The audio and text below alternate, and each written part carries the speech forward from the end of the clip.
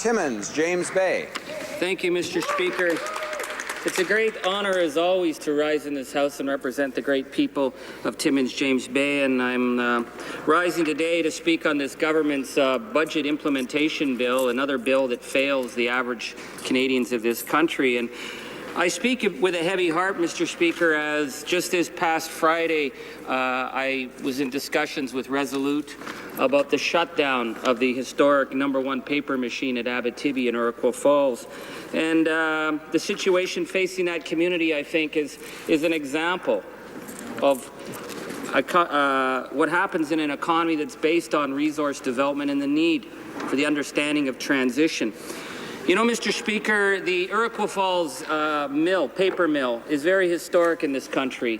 Abitibi, which was the greatest or the largest paper company in the world, got its start on the shores of the Abitibi River in northern Ontario over 100 years ago, when they realized that there was enormous opportunity of utilizing the hydropower on the Abitibi River. And they also realized that there was an incredible amount of wood product nearby.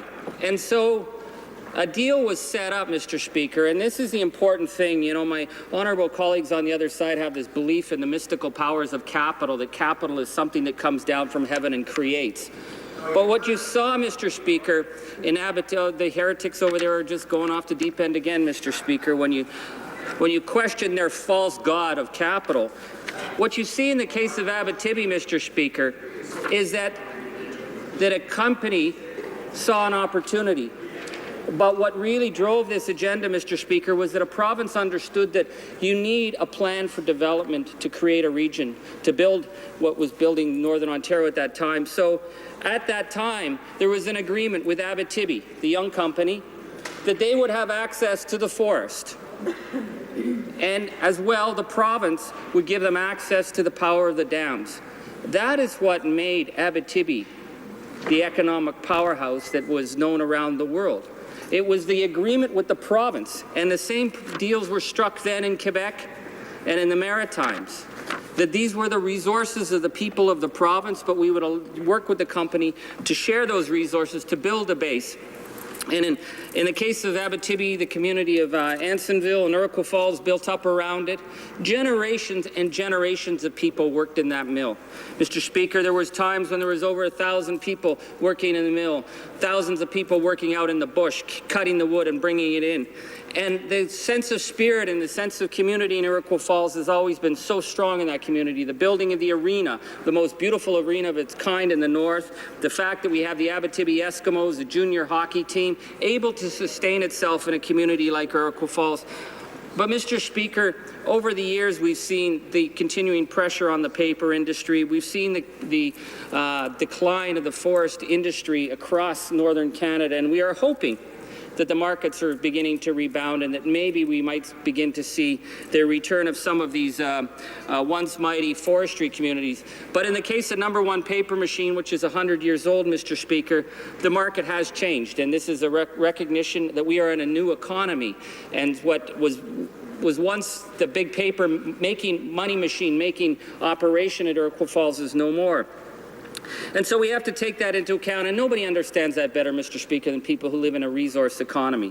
So what we need when we look at these issues is we need to have a long-term plan. And unfortunately, we've seen the absolute failure at the provincial level of the Liberal government and at the federal level with the Conservative government. With the Liberals provincially, they had such a short-term vision of the North that they thought they would just sell off the dams for private interest to make some quick bucks, pay off their badly managed debts. I mean, here are the people who were ringing up $1 billion on gas plants through a dodgy deal to save a few Liberal MPPs, while at the same time trying to do a fire sale of some of the province's best resources, which were the mills on the Abitibi River, which certainly affected the bottom line of the Abitibi company. And it was, again, the lack of understanding of how to build a region. We saw that the provincial Liberals then cut the train to Northern Ontario. Well, we'll save a few more bucks. We'll just keep writing off anybody who lives north of Highway 17. They don't really think belong in Ontario anyways. And it's this lack of understanding that to build an economy, you have to invest. You have to have the infrastructure. Now, at the federal level, Mr. Speaker, We see the problems in terms of, particularly in this bill, no vision for the pension crisis in this country. No response for the fact that more and more people are falling through the cracks when it comes to EI. And the failure of this government to work on adequate infrastructure investments in the communities mean that as your population ages in northern communities that were once able to count on the tax dollars from single employers like a paper mill or a mine, that more and more of that cost is being downloaded onto the backs of the ordinary Canadian, the ordinary citizen. And my colleagues in the House are always doing this fiction about how the average taxpayer pays so much less in tax. Well, Mr. Speaker, whatever they've lost at the federal level, they've gained in costs time and time again at the municipal level. And that's the reality. You ask any citizen about their municipal taxes, and they'll say, why is it that we're paying such enormous taxes? Well, unfortunately, more and more of the costs have been downloaded to the province, downloaded to the municipality without the partnership. And we see that in Iroquois Falls, certainly, where we have roads now with bridges that are going out and there's no money to replace the bridges. We see that in decaying infrastructure and a lack of investment. But, Mr. Speaker, Iroquois Falls was also ground zero of the pension crisis in this country because it was the Abitibi workers who, when they were facing bankruptcy, were actually facing the insolvency of their pension plan, just as the Nortel workers were facing it. And if you ask any Canadian, Mr. Speaker, the issue of the need for an overhaul of Canada's pension plan is paramount, because the days when we had private employers and you'd pay in for a pension for life, like my father-in-law who worked in the oil patch, and you worked in and you retired with a pension that you were able to live on. But that's less and less available now. Mr. Speaker, I meet people regularly in their late 60s who come up to me at Tim Hortons and say, I paid into the Canada pension plan my whole life, and I cannot afford to live anymore in my home. I have men 68 and 70 who tell me they're going back to work underground in the gold mines because they can't pay the costs of living. And when the municipal tax rates were reassessed in Timmins, and it was, again, the costs that were being downloaded onto senior citizens, I see people going to work in Walmart in their late 60s, going to work in the mines, trying to find work because the pension system has failed them. So now the New Democrats have tried to work with this government on a coherent pension plan. The best pension plan in the world, Mr. Speaker, at one time was CPP. It's a system that works. But what did we see this government do? They attacked senior citizens and said that they had to work an extra 2 years. Now, this is a government right now, Mr. Speaker, that they're over in the Senate with their buddies saying, geez, Pamela Wall, and she's getting it hard done by. We got to work out a deal for her. Oh, Patrick Brazo, we got to get a deal for him. Oh, Mike Duffy, let's get the Prime Minister's Chief of Staff to cut him a secret check because poor Mike Duffy, he's one of us. But what about all the senior citizens who are being told, too bad, so sad, the cupboard is bare, work an extra 2 years, it won't kill you, just get back to work and stop complaining. It shows a complete disrespect, Mr. Speaker, for the people who built this country. We know that at least 5.8 million Canadians do not have the ability to retire on their pensions.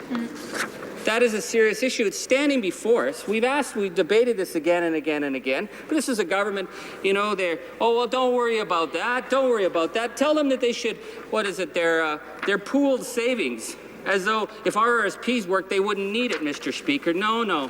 They would prefer to tell the senior citizen in this country, go work an extra few years.